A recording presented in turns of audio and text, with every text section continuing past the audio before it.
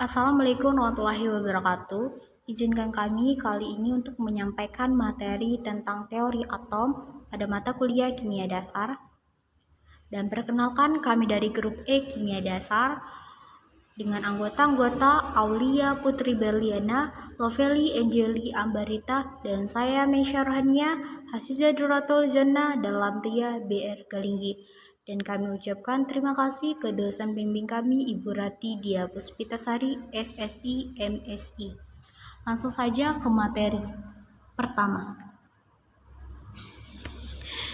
Baiklah, di sini saya akan menjelaskan materi terkait teori atom.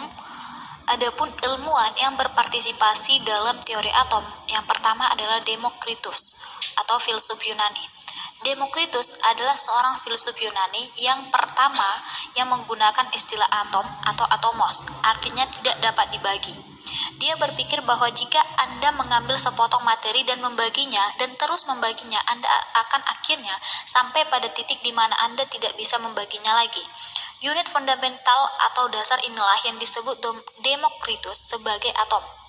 Dia menyebut ini teori alam semesta. Yang pertama, semua materi terdiri dari atom yang merupakan bagian dari materi yang terlalu kecil untuk menjadi terlihat. Yang kedua, ada ruang kosong di antara atom. Ketiga, atom benar-benar padat, atom tidak memiliki struktur internal.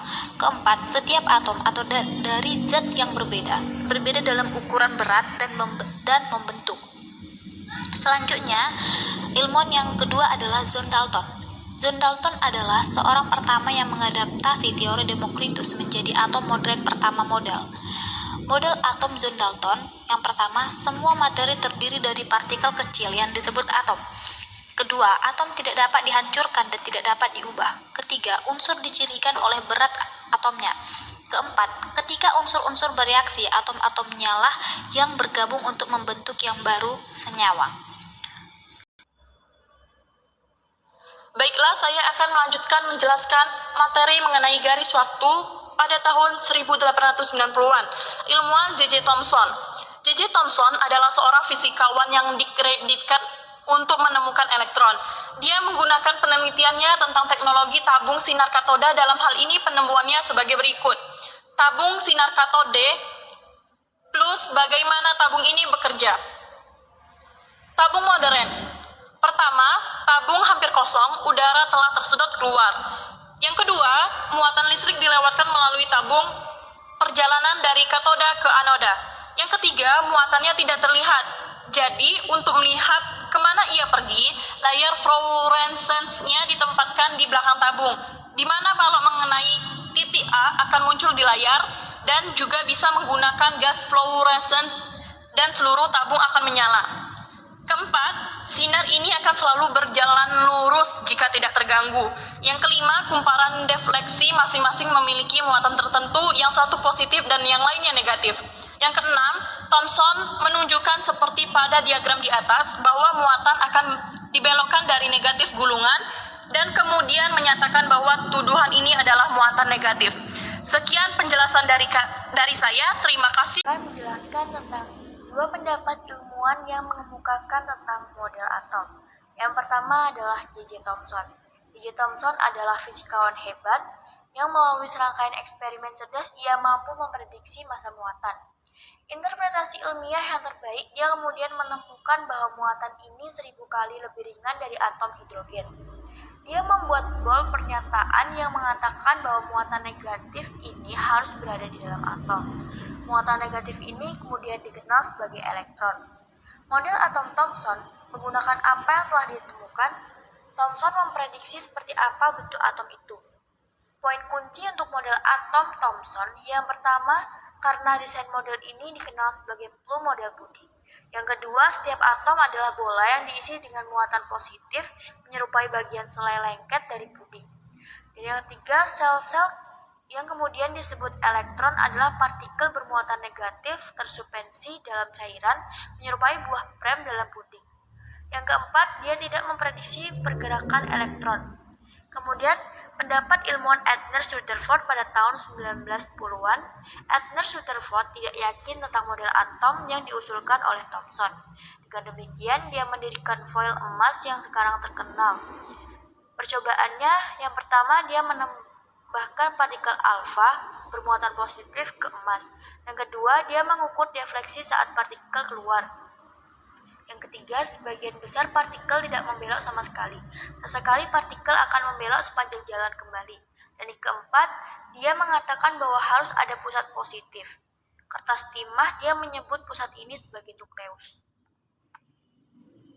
Baiklah, selanjutnya saya akan menjelaskan materi berikutnya, yaitu model atom Rutherford, also known as model planetary. 1. Inti atom adalah massa padat positif partikel bermuatan. 2. Elektron mengorbit inti. 3. Masalah yang diangkat adalah mengapa negatifnya? Partikel bermuatan tidak tertarik oleh muatan positif inti. 4. Rutherford menyatakan bahwa atom itu seperti tata surya mini dan bahwa elektron mengorbit inti dalam orbit yang lebar. Itulah sebabnya ia dikenal sebagai model planet. Garis waktu yaitu pada tahun 1910, adapun ilmuwan yang berpartisipasi yaitu Niels Bohr. Niels Bohr setuju dengan model planet atom, tetapi juga tahu bahwa ia memiliki beberapa kekurangan. Menggunakan pengetahuannya tentang energi dan fisika kuantum yang bisa dia sempurnakan model Rutherford, dia mampu menjawab mengapa elektron tidak runtuh ke dalam inti. Selanjutnya yaitu model atom Bohr, also known as model Rutherford-Bohr. 1. Elektron mengorbit inti dalam orbit yang memiliki himpunan, ukuran, dan energi. 2. Semakin rendah energi elektron, semakin rendah orbit. 3. Ini berarti bahwa ketika elektron mengisi orbital, mereka akan mengisi tingkat energi yang lebih rendah terlebih dahulu. 4. Jika tingkat energi itu terisi atau pada kapasitas, yang baru tingkat energi akan dimulai. 5. Radiasi adalah elektron bergerak dari satu tingkat ke tingkat lainnya. Masalah dengan teori ini yaitu elektron tidak melakukan perjalanan pada orbit atau jalur tertentu. Baiklah, selanjutnya Erwin Schrödinger. Erwin Schrödinger adalah seorang fisikawan revolusioner yang menggunakan teori Hertzsprung, prinsip ketidakpastian untuk menghasilkan model atom yang masih kita gunakan sampai sekarang.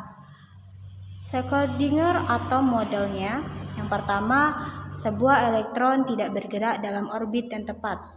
Kita bisa memprediksi di mana itu akan terjadi. Ketiga, kita tidak dapat mengatakan dengan pasti di mana ia berada, tetapi hanya di mana ia seharusnya berada. Terakhir, jenis orbit probabilitas